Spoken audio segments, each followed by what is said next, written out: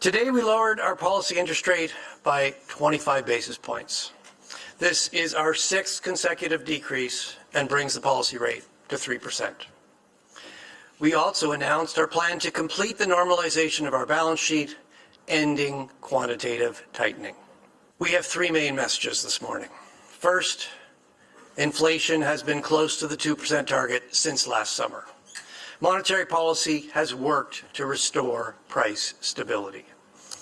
Second, lower interest rates are boosting household spending and economic activity is picking up. But third, the potential for a trade conflict triggered by new US tariffs on Canadian exports is a major uncertainty.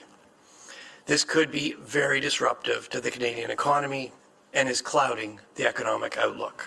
He was asked and answered this question this past weekend when he took a lot of questions from the press, and he said that the February 1st date for Canada and Mexico still holds. U.S. President Donald Trump says he'll hit Canada with a 25% tariff. Today, the Canada-U.S. Cabinet Committee met to discuss a response to the threat on tariffs starting this Saturday. With deeply integrated supply chains, federal ministers continue to warn Americans will bear the brunt of the pain. There cannot be tariffs without consequences. There cannot be tariffs without impact, and there cannot be tariffs with a higher cost for U.S. consumers. The federal government is preparing counter tariffs plus a stimulus package to help businesses and Canadians. This is our #1 priority, and we're working at it every day.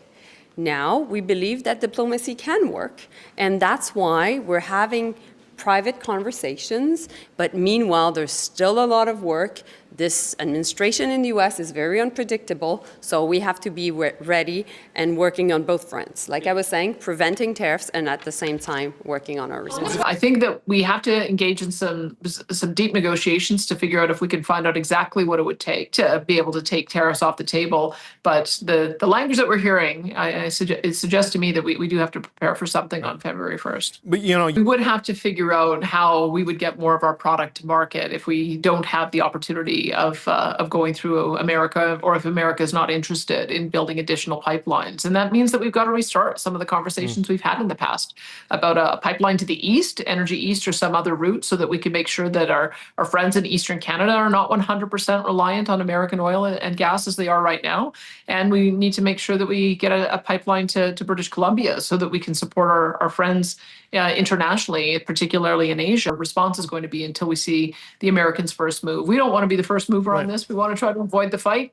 And so if we can do that, great. And if not, then we'll have to make the judgment at that time. I think Eastern Canada has to be very, very careful what they wish for. Because as I said, they get almost all of their energy from the United States. And they've got a pretty big stick. I certainly don't think that, wouldn't want to see Ontario or Quebec or the Irving refinery cut off from American oil or imports. So that's why I'm saying you just don't threaten things that you're not prepared to do, or where the retaliation measure might leave you worse off. It's one thing to talk about an import tax on orange juice, and maybe we'll all end up paying a little bit more for orange juice. That's a Team Canada approach. But you shouldn't put things on the table that would be harmful to the country as a whole. So let's try to find the things that we can all live with, and then see if we have to act on them. But I think we have to have a bit of a reality check about just how dependent Eastern Canada is on U.S. energy imports, and why it's a flawed strategy to try to talk about retaliating there. We can't really win a tariff war against an economy that's 10 times our size. I think we also have to be realistic about how much pressure we can add there.